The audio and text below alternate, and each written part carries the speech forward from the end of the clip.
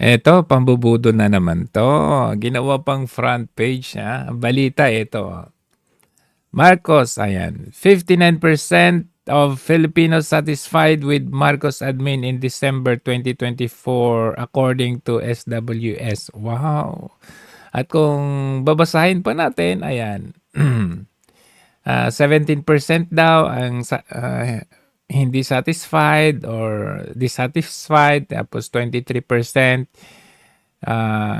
dissatisfied with the general performance of the national government. Pero ang nakakatawa dito, tignan natin yung mga reactions. Ayan. You can see, ang total, ayan, 50K na. 55K lahat, di ba? Ayan, 55K lahat. Ngayon, pag tignan ninyo ang tumatawa, 50K. Yung nag-like, 2.9. Yung nag-heart, 928. At may 884 na galit. Merong, hug heart na 81.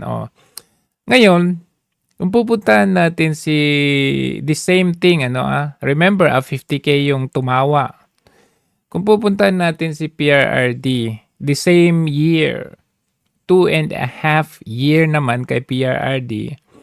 Ito naman sa News 5, halimbawa dito sa News 5, tignan natin yung nung panahon kasi na ito, hindi kasi masyado yung 'di ba, yung social media, but anyhow, meron pa rin tayong social media. So dito sa balita na ito, the satisfaction rating of President Rodrigo Duterte rose, ayan, 2018 into ilan ba? Tingnan nga natin anong balita nito. Ayan. Ay, nawala. Dinilit nila. Dinilit nila actually yan. Dinilit nila. Pero, mataas yan. Tingnan natin dinidelete pala nila yung kay PRRD. Itong mga mainstream media. Kaya pala walang record. Pero good thing, ang ginawa natin, nag-search muna tayo sa internet website. Tapos, lalabas itong mga link na to. Ngayon, pag tignan natin yung mga nag-reaction, kumpara natin kay Marcos Jr., ang nag-like 3.8, ang nag-heart 727, ang nag-wow 151, ang tumawa 95 lang, kakarampot na 95. So kung idadaan natin sa percentage ito, ayan, percentage, ang total na nag-react dito is 4.8. 4.8K ang nag-react dito. So, 3.8 doon ang nag-like. Ano ibig sabihin pag-like? Approve. Gusto. Positive. Ang nag-heart, syempre heart, alam na natin yan. Heart, puso. Ang tumawa, 95, mga dilawan. Tignan pa natin sa ibang kasi nakita natin blanco yan. Ibig sabihin, dinilit ng News 5. Ang tanong, bakit? Para hindi mapag-compare. Dito naman sa PTV, dinilit din nila. Kapag inopen mo itong na ito, wala. Tignan natin kung meron, Meron o wala. Ayaw mabuksan. Ulitin natin.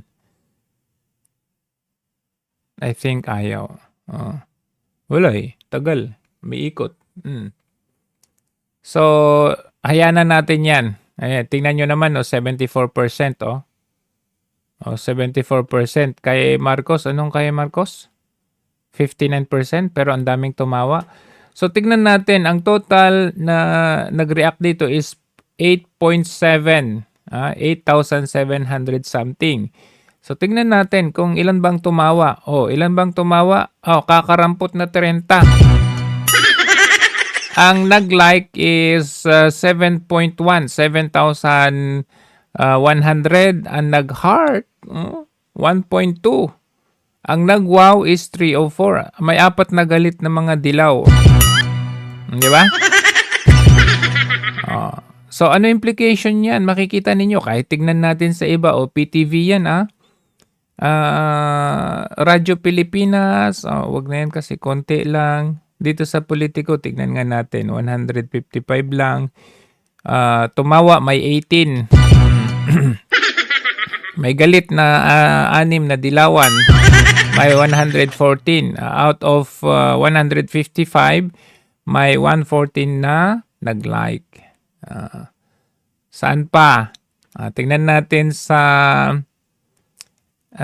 saan ba yun?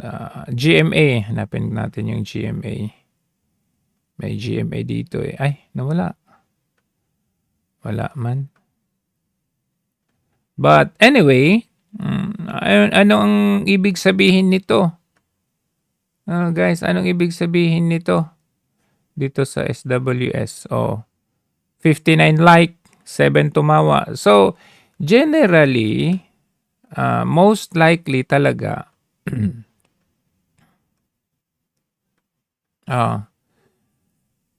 kung i-compare natin dito kay Marcos Jr. na 55K total na nag-likes, 50K ang tumatawa. In short, isa po itong malaking pambubudol sa taong bayan. Gusto lang nilang i-mind condition ang taong bayan na 59% kuno daw ng mga Filipinos satisfied. Saan nyo kinuha yan? Nung panahon ni PRRD, walang ganyanan. Hindi binabayaran ang mga firm kasi eto, makikita ninyo, sa dami o kahit may magbayad sa mga dilaw, sa dami ng supporters ng mga Duterte, hindi nila kaya yan. Kahit nga nung dinaya ng election si PRRD, hindi nila nakayanan. Hindi nila expected na matatalo at matatalo pa rin sila dahil sobrang dami. In contrast dito, eto, kunwari kuno, nag-meeting din ba kayo sa pamunuan ng SWS o ng kung ano mang survey firm dyan? Kayong mag-asawa kayo, ha? Tignan ninyo, 50K. Ang daming tumawa, 50K. 3K ang nag-like. Kung compare mo sa 50K sa nag-like, di ang uunti, di baliktad. Paano naging 59%? Baliktad. Ang nag-like, ang nag-heart, mas kukunti ang percentage nila. Sa makatuwid, isa po kayong malaking budol.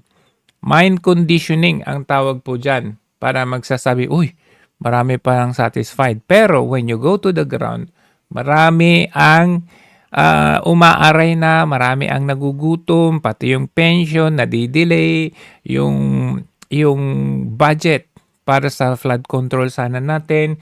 Ngayon, lately, itong BICAM scam na ginawa nila, talagang makikita natin isang malaking panluloko sa taong bayan. Tapos, maglalabas kayo ng ganito para isipin ng taong bayan, lalo na yung mga nasa liblib na lugar.